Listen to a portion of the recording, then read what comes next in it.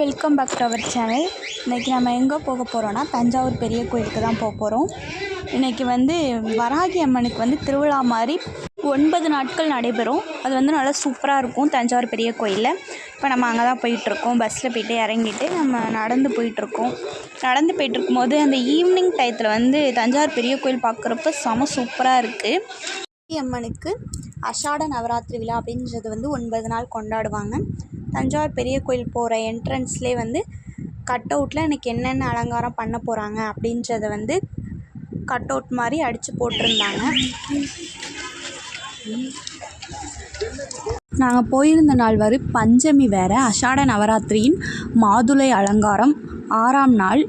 செம க்ரௌடாக இருந்துச்சு தஞ்சாவூர் பெரிய கோயிலே. ஆனால் ஈவினிங் செம சூப்பராக இருந்துச்சு. ஃபோட்டோலாம் நல்லா எடுத்துகிட்டு பஞ்சமிக்கு எவ்வளோ இதாக இருக்குது பாருங்கள், எவ்வளோ கூட்டமாக இருக்குது அப்படின்றத நீங்களே பாருங்களேன். பஞ்சமி அன்னைக்கு வராகி அம்மன் சன்னதியில் நம்ம இலை விரித்து பச்சரிசி அதில் ஒரு தேங்காய் உடச்சி அதில் நெய் தீபம் எண்ணெய் தீபம் இது வேணால் ஏற்றலாம். ஏற்றிட்டு வராகி அம்மனுக்கு பிடிச்ச காய்கறிகள் கிழங்கு வகையெல்லாம் வச்சு சாமிலாம் கும்பிட்டுட்டு நாங்கள் சாமி பார்த்துட்டு வர்றதுக்கு 1 மணி நேரம் ஆயிடுச்சு. நானும் எங்கள் அம்மாவும் 1 மணி நேரம் வரிசையில் நின்றுட்டு சாமிலாம் கும்பிட்டு வந்தோம்.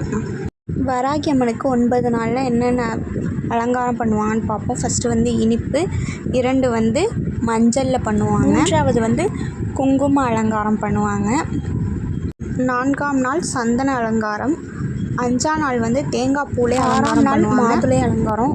மாதுளை அலங்காரத்தை பார்க்க தான் நம்ம இன்றைக்கி போயிருந்தோம். 7ஆம் நாள் நவதானியத்திலே அலங்காரம் பண்ணுவாங்க. 8ஆம் நாள் வெண்ணெய் அலங்காரம். 9ஆம் நாள் கனி வகை அலங்காரம். அடுத்த நாள் காய்கறி அலங்காரம் பார்க்க மூலஸ்தானத்துக்கு புஷ்பம் அலங்காரம். இந்த சாமி அலங்காரம்லாம் வரிசையாக இருக்கும். நம்ம இதெல்லாம் பார்த்துட்டே சாமி கும்பிட போகலாம். ஈவினிங் 7 மணிக்கு மேலே இசை கச்சேரிலாம் வச்சுருந்தாங்க. அதுவும் சூப்பராக இருந்துச்சு.